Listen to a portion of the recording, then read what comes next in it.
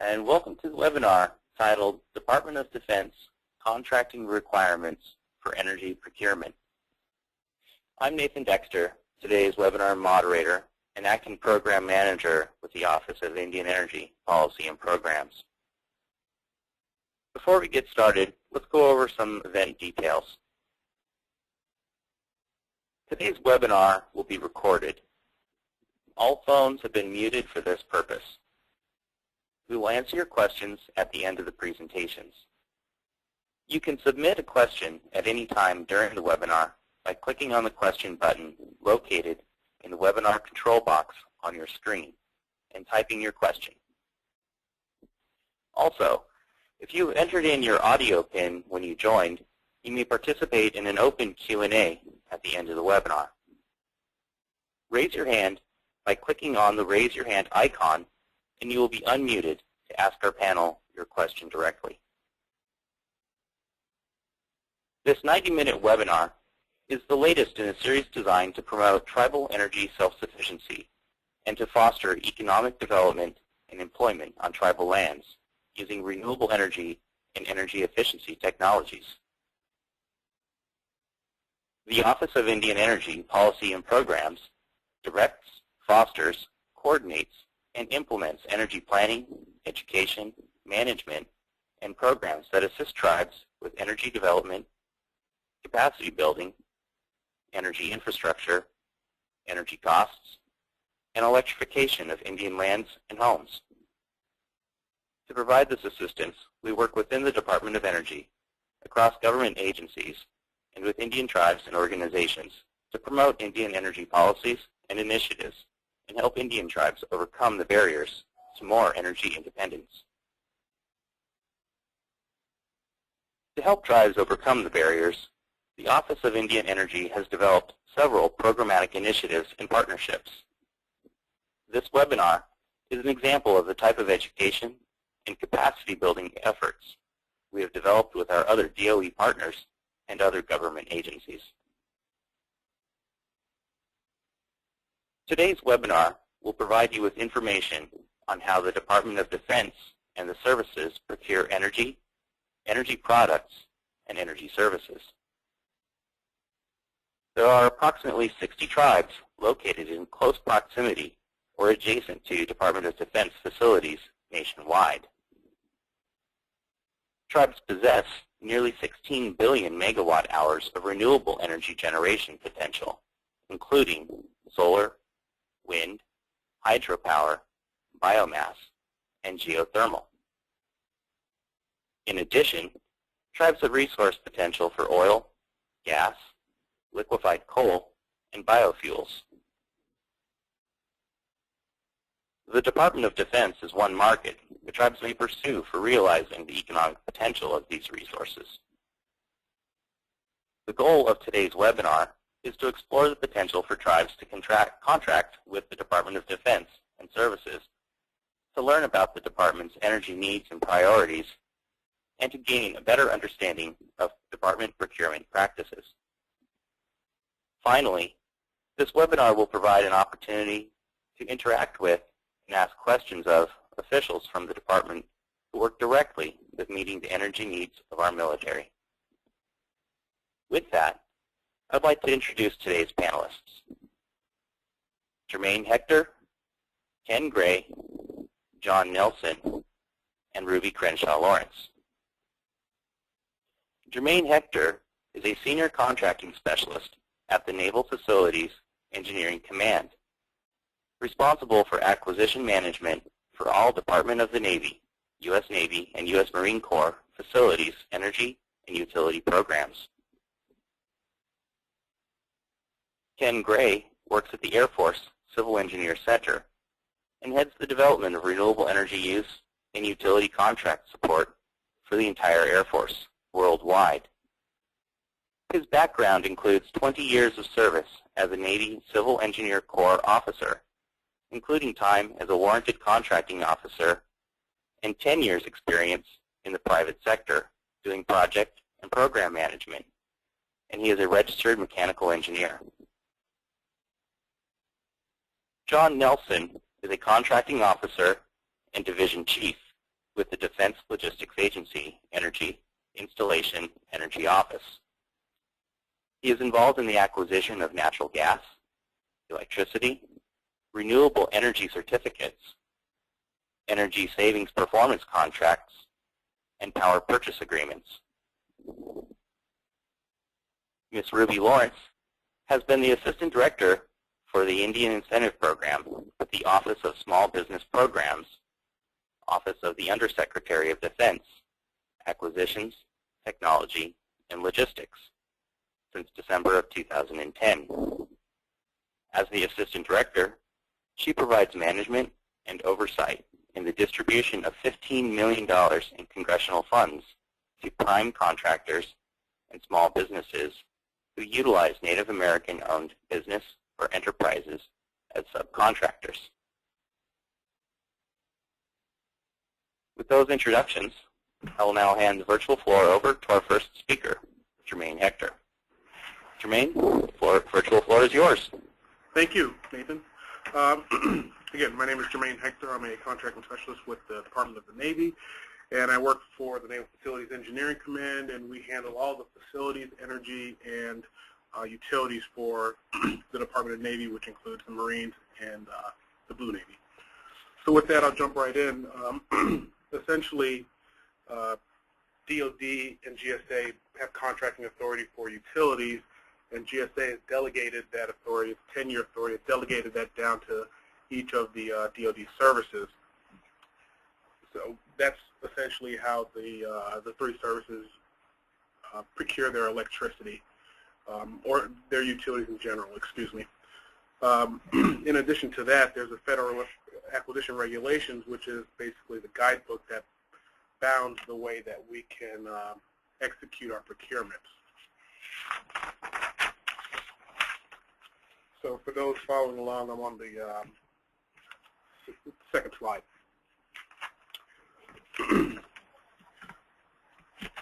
So again, that's 10-year authority that we can go out and procure power, procure natural gas, water, wastewater. Generally, the 10 years doesn't, with respect to renewable energy, generally the 10 years doesn't allow us enough time to amortize the project so that the developer is able to repay all the debt associated with the project. So what we've started to use is a statute by the name of 10 U.S.C. 2922A, which allows us to buy power from a source for up to 30 years. 30 years generally gives us enough time in the project to repay all the debt, the capitalized infrastructure, so the developer can be made whole. So that statute, again, contracts up to 30 years, allows for the provision and operation of energy facilities. The facility needs to be on one of two types of property. It needs to be on land under the department's jurisdiction, so in my case, the SECNAV has to have control of the land, or it has to be on private property. And with that, we're allowed to purchase that utility for up to 30 years from our energy produced from that particular source. And the contracts will be paid from our annual appropriations. And so that's really the lay of the land on that 2922A, which is also called a power purchase agreement, or PPA. So essentially the way that works is an installation or a base will identify a need for power.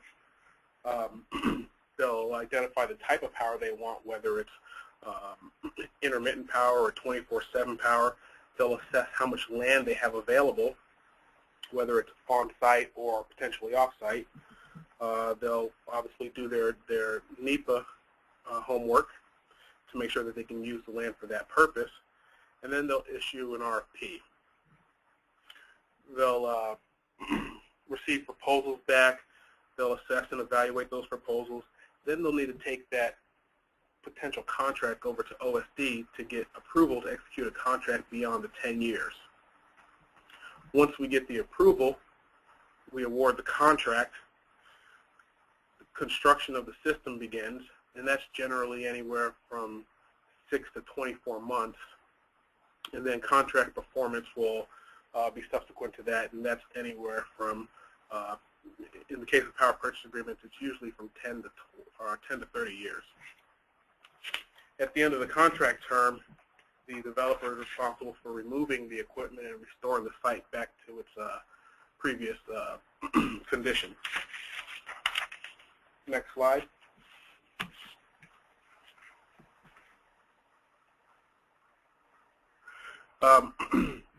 So with power purchase agreements, those are usually pretty exciting contract arrangements, but there are a couple of areas that have been hang-ups that we try to get any of those parties that are interested in doing it for the first time, make them aware of them so that we don't run into those hurdles down the line. Usually site access, if the project is being done on our land, obviously the installation or the service controls access. If it's done off of our land, site access usually is not a problem. Novation, that's in the private sector, that's basically an assignment of the contract. For federal government, that means they transfer the contract to an entity that the government approves, and it's a transfer of the contract and the assets used to perform that contract. And usually that's done in order to create an entity that's bankruptcy remote, so that in the event that there's a performance failure, the liability is limited to just that entity and not the parent company. Next slide, please. Another issue with renewable energy projects is the notion that the government or the Navy or DoD in general will pay for all of the power that's produced. That's called take or pay in our world, and we cannot do that. So what we try to do to make sure is that we develop the most economical project, but at the same time assess the project against our needs, so that way we're not producing more power than we can otherwise use. Minimum guarantees, we've tried to help the development community with their financing by guaranteeing a minimum that the Navy will purchase. And by doing that, that's usually what a developer can take to their financier, a stream of payments over the term, and show that there's a guaranteed source of income for this project. Next slide. Termination for convenience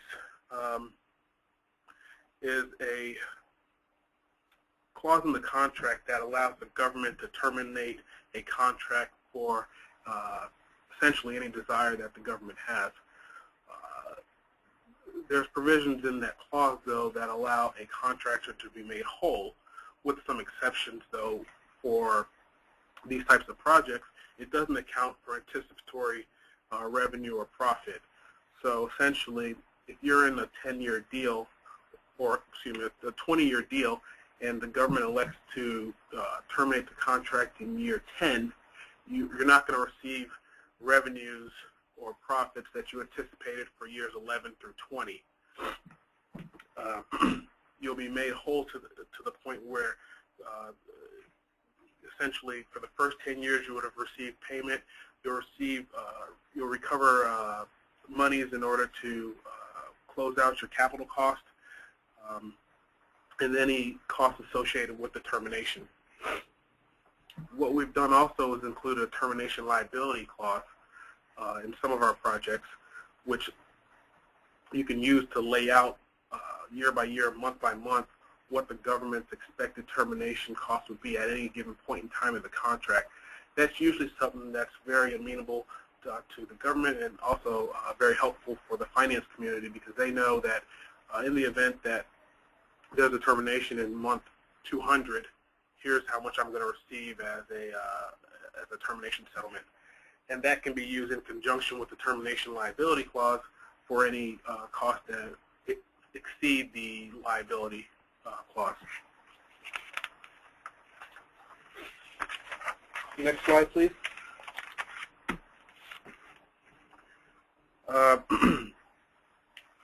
Incentives. There's a lot of incentives out there right now for renewable energy projects, tax credits, etc. And usually when they're put into a government project, the government shares in the benefit, and that's great. And we'll do as much as we can to cooperate with the development team so that they can achieve those incentives, but we won't assess or validate them. So essentially, we won't guarantee or backstop the credits. And for the Navy's perspective, in very rare cases do we ever collect the RECs. Most of our projects, we don't want the REC. We allow the development team to monetize them however they want to. And there's only been 1 or 2 projects where we've actually collected the RECs. And with regard to multiple award contracts, this is just a little bit of historical information that I provide. And we've learned our lesson, the Navy that is, that multiple award contracts are difficult with these types of finance projects because it's not as easy to isolate the debt when a developer has more than one project. So we'd rather do single award projects that won't require innovation, won't require transfer of the contract or assets, and we found that those are usually easy to finance in the markets. And I wanted to keep my slides fairly succinct, so I will wrap up there and turn it back over to you, Nathan.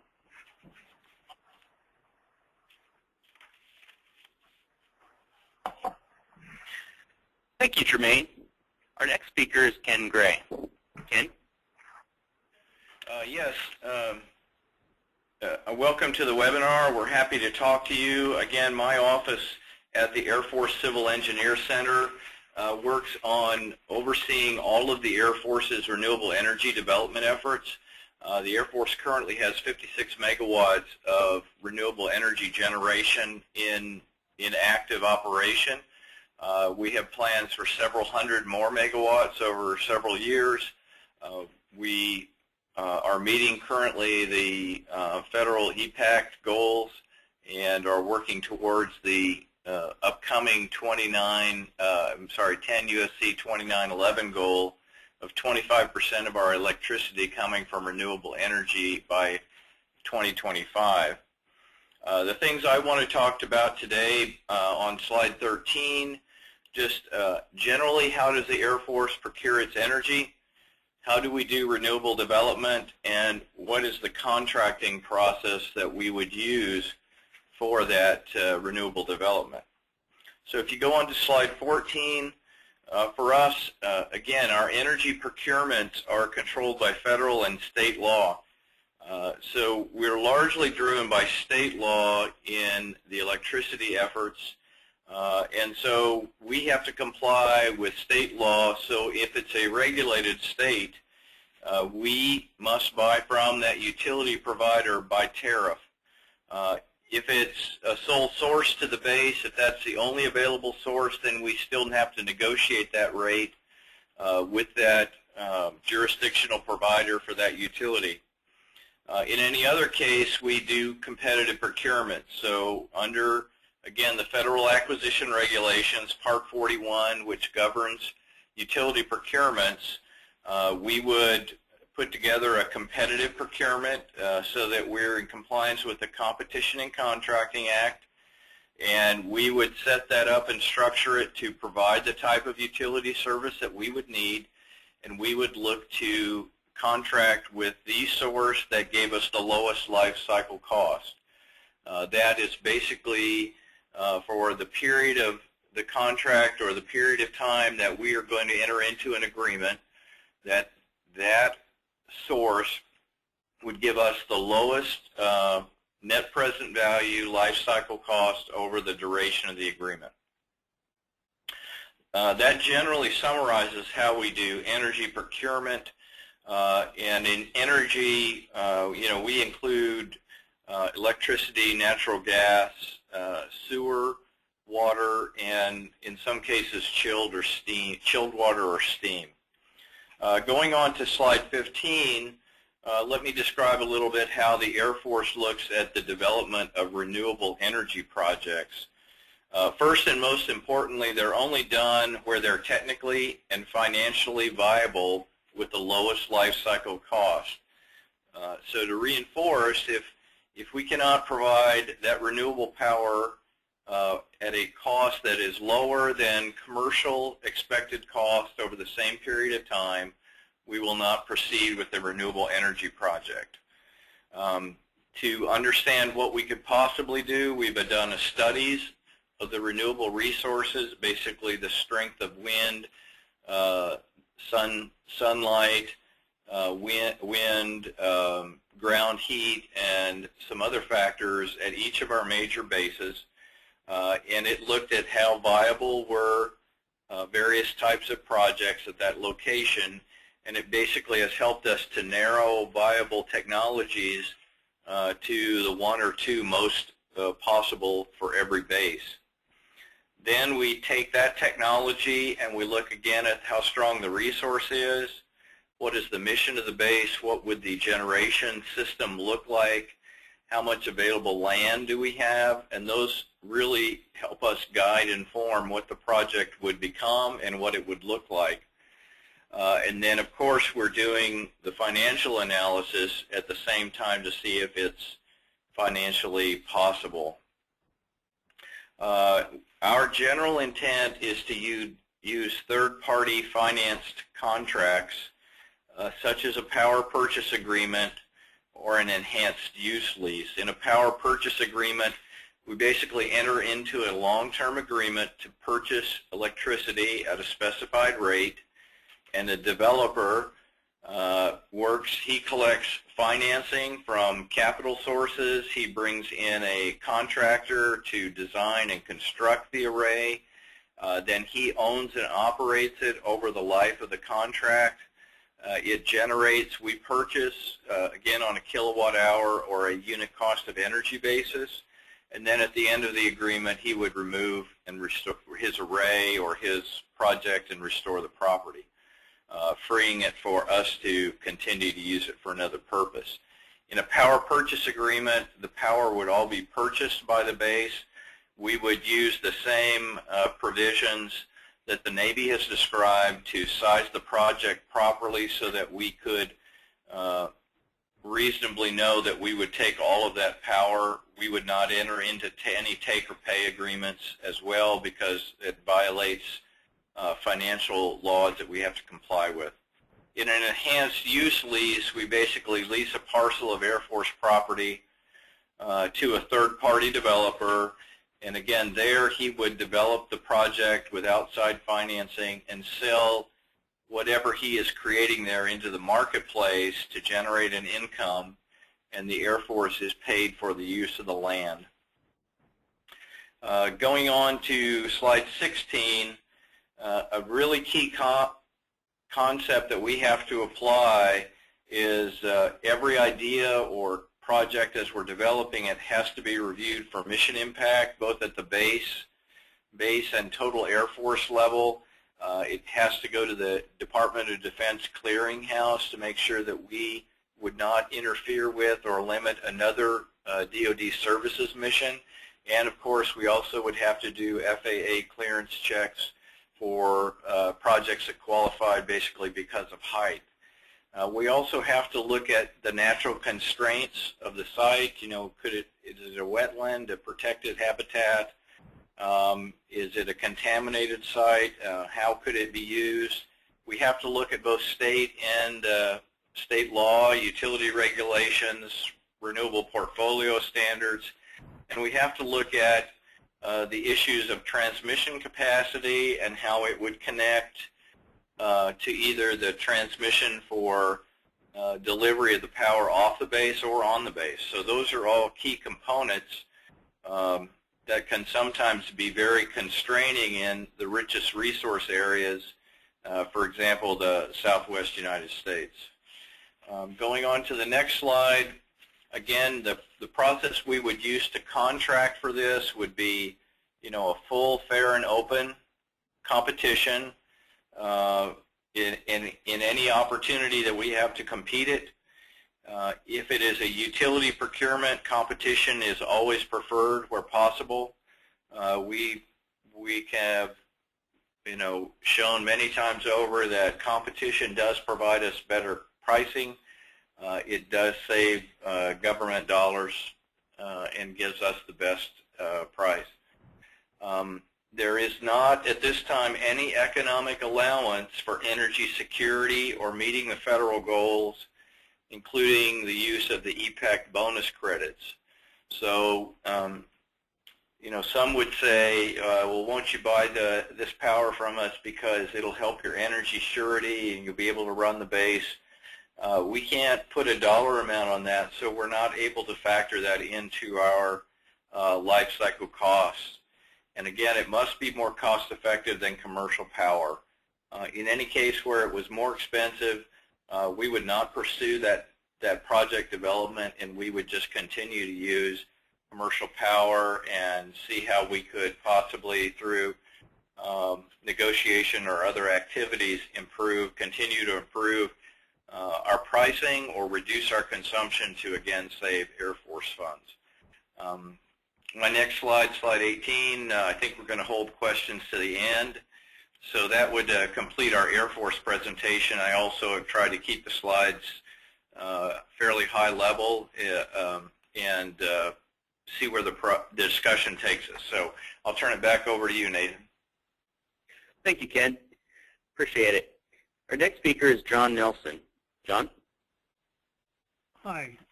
Welcome, everyone. This is John Nelson. I'm with the Defense Energy Support Center's, or Defense Logistics Agency Energy Office. On to page, or slide 20, basically our mission, vision, values are such that we are part of the Department of Defense. We originally started out as the fuel purchasers, liquid petroleum products for DoD. Starting in 1990, we started our competitive natural gas program, and 1998 we started competitive electricity program. We buy coal, we buy RECs, we buy power purchase, where we do power purchase agreements and energy saving performance contracts. Our goal in life at this time, at least as far as our office is to offer an alternative, should anybody need it, to entering into contracts for any of these services, should the service themselves be unable time-wise or otherwise to do so themselves. So we're kind of here as supplemental to everyone else. Going on to slide 21, just a little background. We do about $2.1 billion in natural gas, electricity, coal, renewable energy, ESPC contracts. We do over 200 installations. Many of our customers are federal civilian agencies. That's one of the differences, I guess, for us, vice most of the others, is that the federal civilian agencies, especially Homeland Security and Department of Energy, come to us to do a lot of theirs.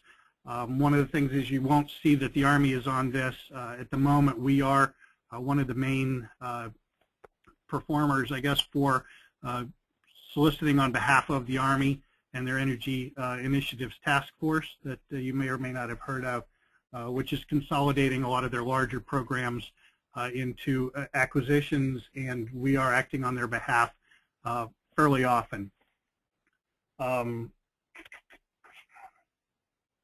I guess going on to slide 22, DLA is, again, one of the major contracting activities for DoD. We have a lot of extensive experience in taking care of DoD and other customers. Didn't want to go into a whole lot of detail on what we do. Needless to say, we're under the same guidelines, requirements that both the Air Force and the Navy have already discussed. And so we try to operate within the parameters. There's about 1,000 different agencies that have ability to impact how we do it, or seemingly. And so we're required to be very familiar with all the rules and regulations that impact how we would go about doing this. So it's never as easy as it appears. And when we do, you're probably not all that interested in the SPCs, but we operate under the DOE ESPC, Super ESPC, as opposed to the one issued by the Army Corps of Engineers, Huntsville. Slide 23, if you have any questions after all this is done on how we do things or why we do things, Andrea Kincaid or I are always available to answer any questions that you might have. And that's kind of it. Thanks. Turn it back over. Thank you, John. Our next speaker is Ruby Crenshaw Lawrence. Ruby? Good morning. My name again is Ruby Crenshaw Lawrence, and I am the Assistant Director for the Indian Incentive Program with the Department of Defense, Office of Small Business Programs. The Indian Incentive Program is a congressionally sponsored program which provides a 5% rebate back to the prime contractor on the total amount subcontracted to an Indian-owned economic enterprise or Indian organization in accordance with DFARS Clause 252.226-7001.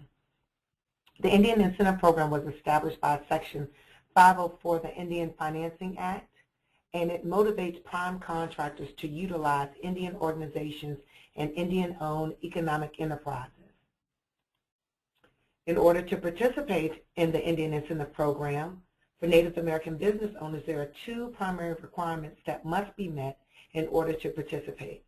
The first is 51% Native American, Alaskan, or Hawaiian ownership.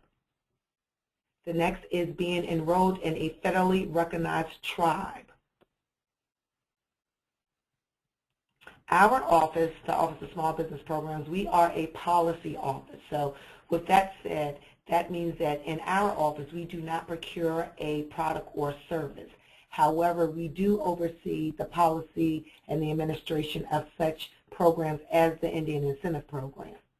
Again, with that being said, I share that information because, again, our office, we are responsible for receiving the Indian Incentive rebate requests from the contracting officers. We will then process the rebate requests in such order as the contracting officer will again submit their request to this office. The contracting officer, prior to their submitting the documentation to our office for review, they will conduct their own internal analysis to ensure that all the documentation and the required paperwork has been submitted to them. Upon our receipt of the information from the contracting officer, we also conduct an internal review and verification. Based upon that information, a military interdepartmental purchase request for payment is initiated again from our office. That MIPR is then accepted by the contracting activity that originally initiated the rebate request.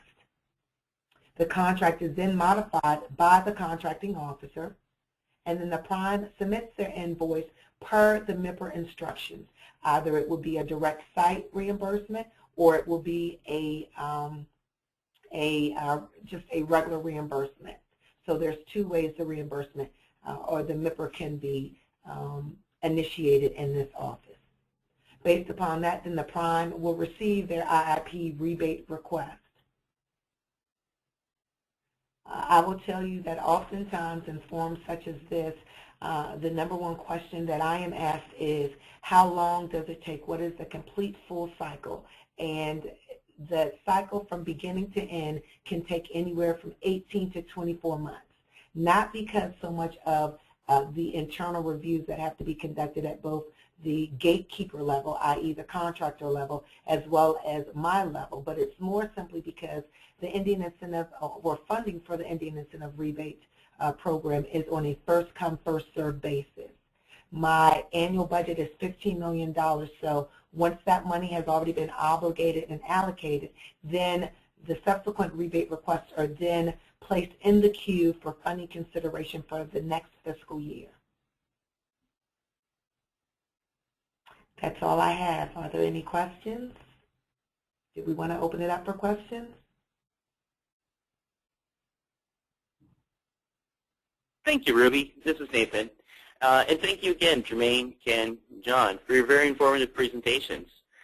We now invite questions from the audience to the panel. As a reminder, you can ask this panel questions in two ways. You can submit a written question by clicking on the question button located in the webinar control box on your screen and type in your question. If you have entered your audio PIN, you can also raise your hand by clicking on the Raise Your Hand button, and you will be unmuted so that you can ask our panel your question directly. We'll start with the written questions and then move to those with the raised hand. If we do not get to your question, we will do our best to follow up with it afterwards with an answer.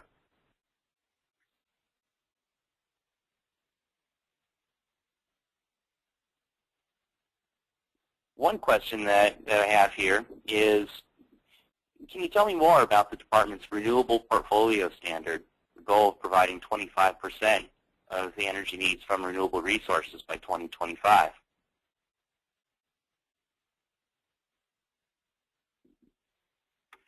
This is Ken Gray.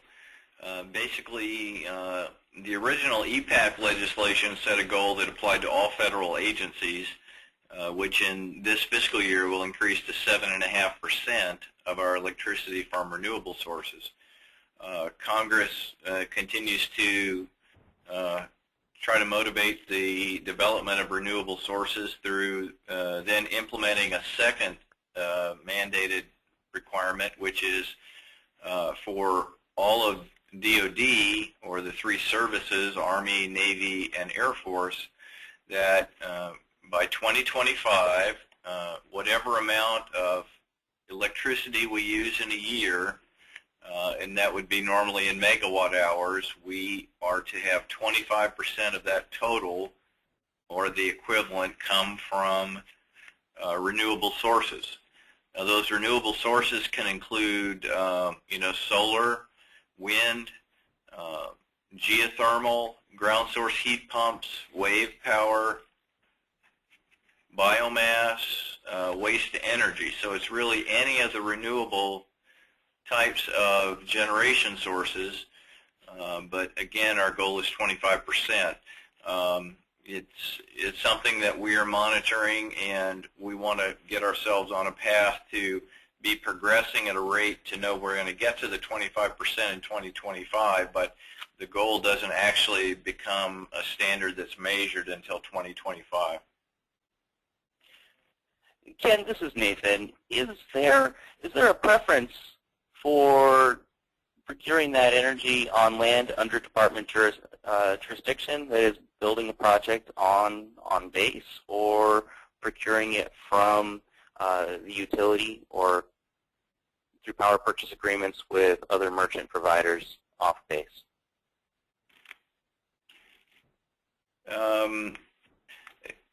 I wouldn't say there's any preference.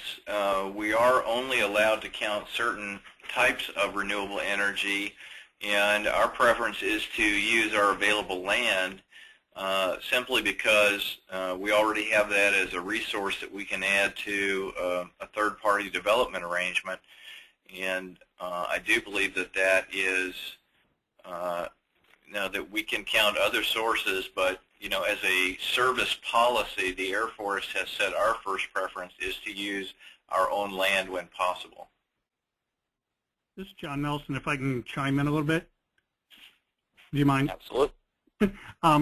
Yeah, as far as what Ken was saying, he's absolutely spot on. There are complicating factors that arise when you start getting off-site of a military facility, whether or not the power that you're getting. If you have a facility that's, let's say, located 5 miles down the road from your base, the power from that goes on to the grid and is delivered, same as any other power.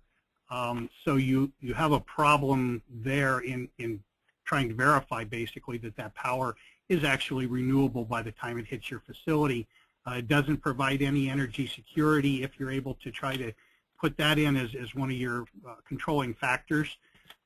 So, basically you're left with power, same as any other power, and it becomes an issue. So I think that most of the projects that we're looking at on behalf of the Army at the moment, and probably the others as well, are mostly looking at on-site until such time as you can find one that's on land close enough to actually string the wire, build the pipeline, whatever it happens to be, from the source to the end user. Because other than that, you basically have power from the grid and a REC, and the price of a REC being so small, you can green your power from the grid pretty cheaply and accomplish the same thing, and at the end of the day, it does count equally. If you build it on site, you do, according to EPAC 05, get the double credit, and that becomes beneficial as well. So I think right now the tendency leans towards building on site, it having many advantages over an off-site project. Hi, this is Jermaine from the Navy. So we're looking at both on and off-site. There's obviously a preference for on-site, just because, as the two previous speakers mentioned, it's less complicated, and some of the justifications that we use for the project are inherent in it being on-site. However, on our off-site projects, we are looking into those where a developer will develop something outside the fence line, and he would send that power through the grid. Well, there's two scenarios. One, we'd have a direct connection from his generation asset to our location. That usually drives the economics into the trash can. But if we can do that, then that would be the preferred method for off-site production. For off-site production where it needs to go through the grid, right now we're somewhat limited to 10 years because we're having, obviously, challenges determining or at least accounting for the electricity being the electricity that came from the plant that generated it 5, 10, 15 miles away.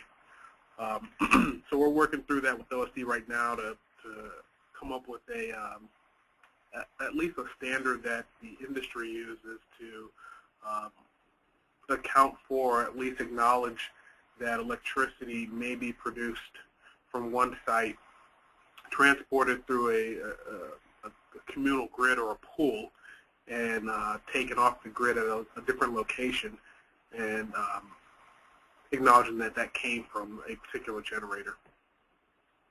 Thanks.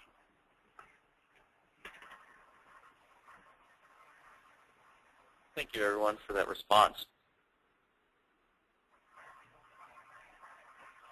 So we in the Office of Indian Energy have heard from a number of tribes that have been looking to develop and market particularly renewable energy, but in some cases also liquefied coal or other biofuels. And I understand that a few of you have had meetings with other tribes as well. From these meetings and from these experiences, what are some of the biggest obstacles that you may have seen to the tribe successfully competing for a contract?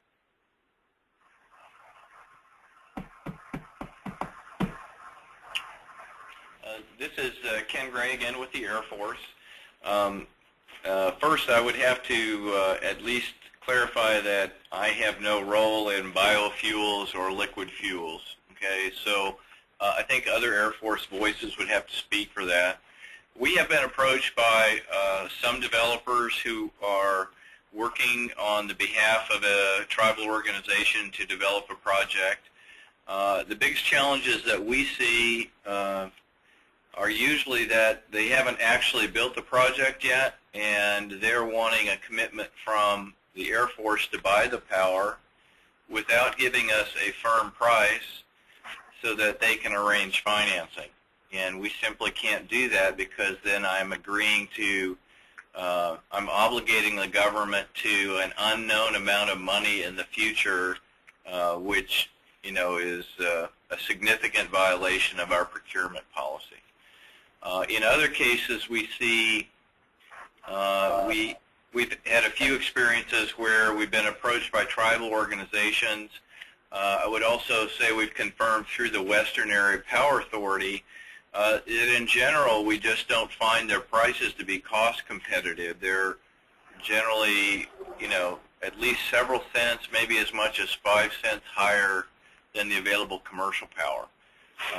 do, as an Air Force, get a significant portion of federal hydropower in the western United States, which is very, very low cost, and that makes it more difficult for us to make renewable purchases cost effective, even where we have tremendous resources. So those are a couple of observations that I have of experiences we've had in the Air Force.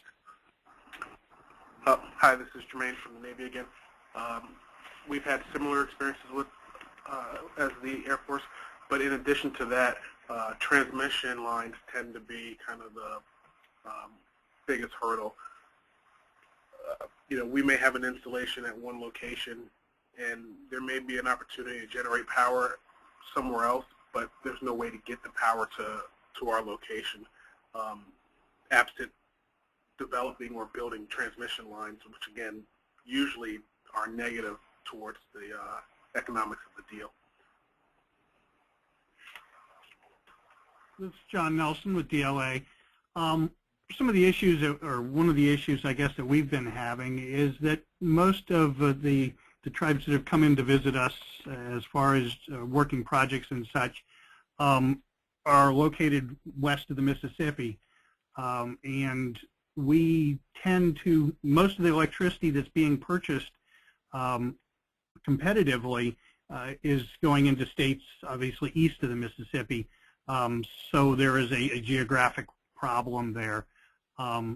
So that, I mean, that is one of the things. We are precluded from operating outside of federal law, which Public Law 100-202, Section 8093, discussing the requirement to operate within the laws of each state in which we are engaged in purchasing. So you can't buy competitive electricity from a state, except for Texas, that's west of the Mississippi, although California seems to be coming back into vogue these days. Most of the rest of them are not competitive, and so therefore we do have that geographic problem.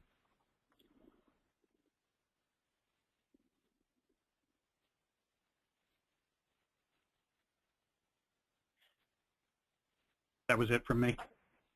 Thank you. I have one question I'm reading off of here, and I'll paraphrase it a little bit.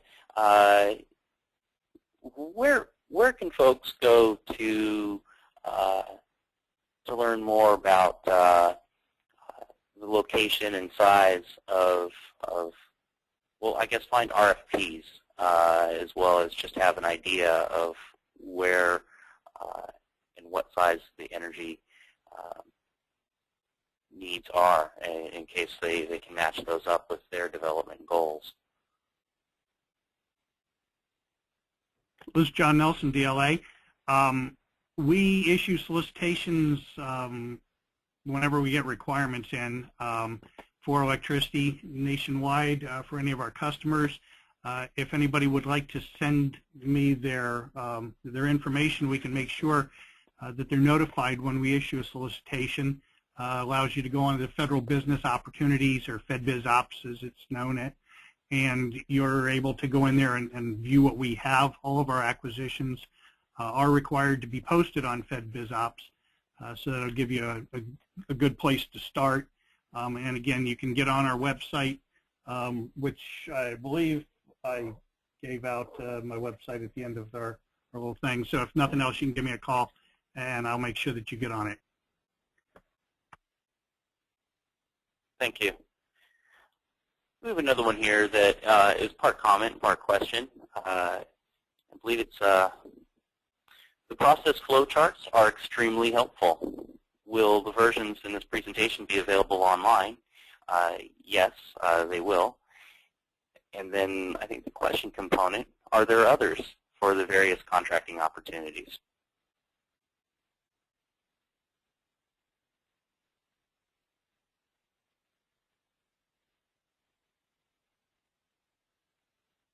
This is Ken Gray speaking for the Air Force. We have internal products that we use to help guide our development. Those are not available.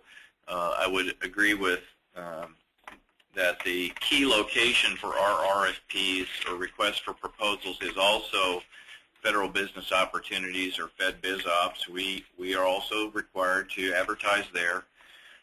Information about the power load of our bases is also not available, just for some basic security reasons. And so it would be more a case of if a tribal organization had a project that they could size, then we could entertain some discussion with them, would be my response.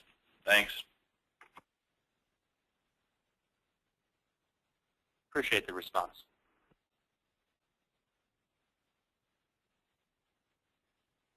DLA does not have any flow charts or such that we operate on outside of our own internal.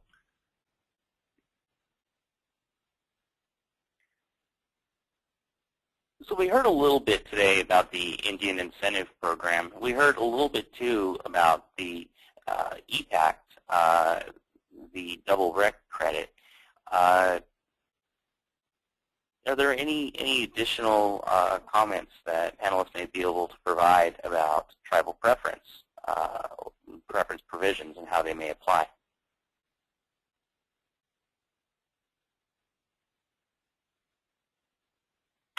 This is Ken Gray with the Air Force. We find that this purchase of utility services is not an area where any tribal preference is allowed. The only opportunity that we can see is if the tribal organization was a qualified small business under the Small Business Administration 8A program, that would allow them to offer their services, and we can make use of 8A businesses on a negotiated non-competitive basis if we think that they are qualified and capable, and if they're cost effective. So again, even in that program, the services that a tribal organization would provide, if they're a qualified 8A firm, would still have to be cost competitive against other sources.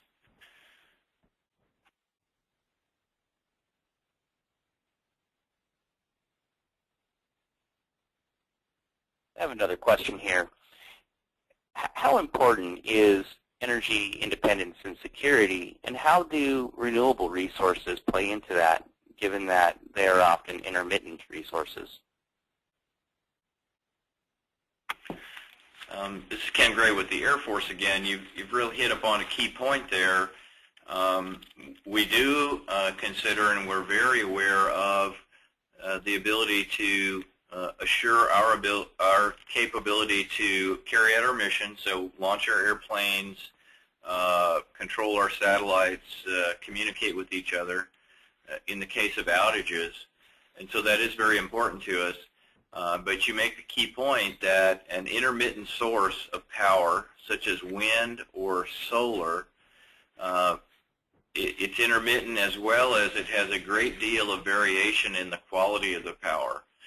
So in most widespread outage situations, because of that poor power quality, it will actually destabilize the grid, whatever the transmission system is. And so the requirement currently from an electrical safety perspective is that intermittent sources would be taken out of service and would only be restored manually after we were sure we had enough stability to manage the power.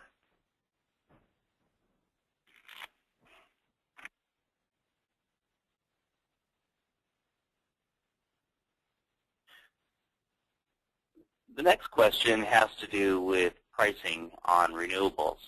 And specifically, the question is, the Air Force has successfully installed numerous solar installations, and I'm wondering how these systems were commercially competitive, given that solar is inherently not cheaper than any fossil fuel, particularly hydro. Can you share the PPA pricing for any of these projects?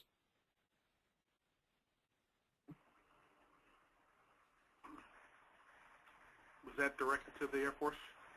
Yeah, Ken Gray here. We were just giving it a moment's thought. Okay. A really key I'll leave it open to others as well. A really key component for our successes so far has been the existence of state incentives, tax rebates and incentives, which again the third party can take advantage of. Again, our model, much like the Navy's, also includes the retention of the REC by the developer, so he can sell those into the marketplace, usually at a very lucrative price, and we'll buy what we call a replacement REC at a much lower price to put back with the power to retain the renewable quality. It's often a matter of just we have to have the right developer and the right piece of property with the right state incentives come together in just a very crafted contract format, then that works. Hi, Jermaine from the Navy. Similar to the Air Force, we also did a large solar project at China Lake for close to 14 megawatts, and the price offered was less than our comparison power, which was local power from the utility company. That's essentially the only way we'll get any of these renewable projects to pass muster is if the pricing is less than our current cost or less than brown power. And those projects are usually heavily leveraged on tax incentives. I'll tell you, in the case of the one in China Lake, there were no state incentives. It was too large for that, so it only was able to take advantage of the 30% federal credit. And again, their pricing was less than our current cost of power. This is John Nelson. Just to kind of echo what they're saying, in order to make these things worthwhile and work out, you really have to have the perfect storm or something. It's really dependent upon the RPS, the state RPS, the local power prices, what kind of incentives you can get, whether or not there's a production tax credit, and things like that. So, it relies heavily upon a variety of factors in order to make things work out perfectly.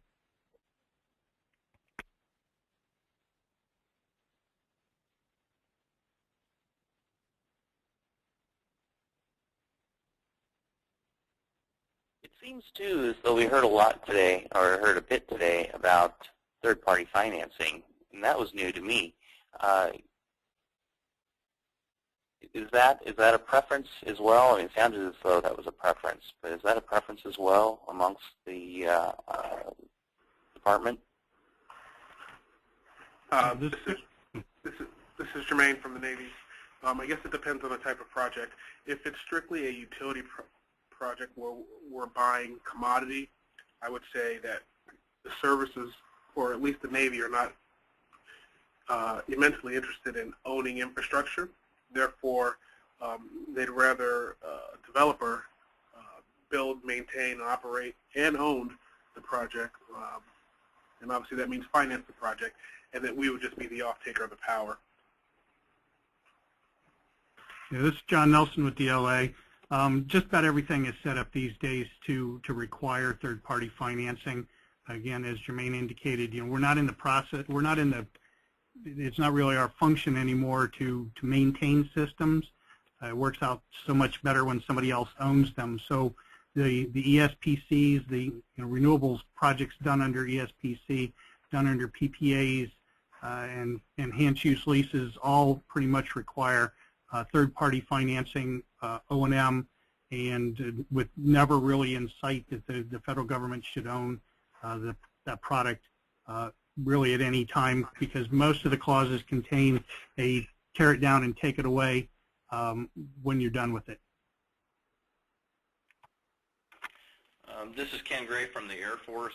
Certainly agree with all of those statements. A really major factor for us is, we don't have the best skills to maintain and operate that and repair it if it breaks. So again, we put that on the developer, the owner of the array. Another significant factor for us is we simply, as the Air Force Department, do not have the kind of dollars available to us with our limited budget authority to invest. We've done estimates, and basically to meet the 25% goal, if we did direct Air Force investment, it would take over $8 billion. And we simply don't have the dollars available to do that in a single upfront capital cost.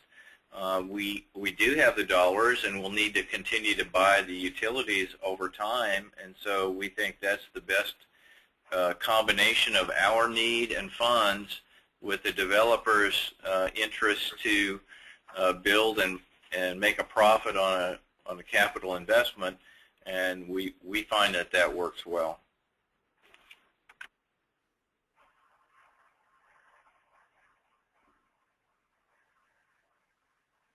Well, thank you, everyone. Do we have any last questions from the audience?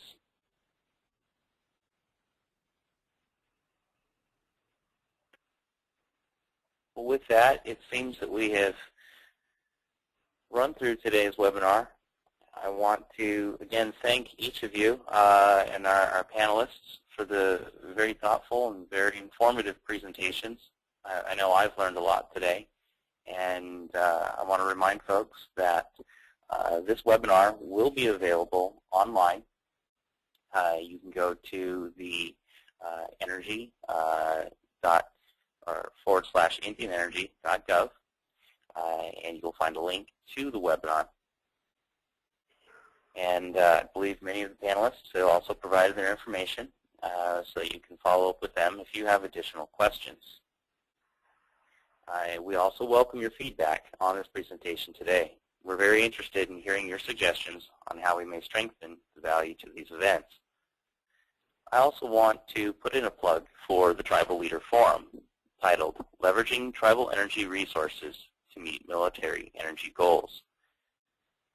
This event will be hosted May 30th and 31st at the Gila River Indian Community's Wild Horse Pass Hotel and Casino in Chandler, Arizona.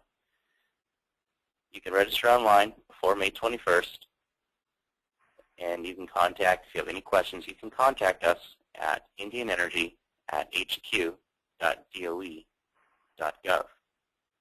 Again, I appreciate our speakers taking time away from their busy schedules today to participate. You all did a wonderful job. And I'd like to thank our audience for registering and participating in the webinar today and for your very thoughtful questions. With that, we'll wrap up today's webinar. Thank you. Thank you. Thank you.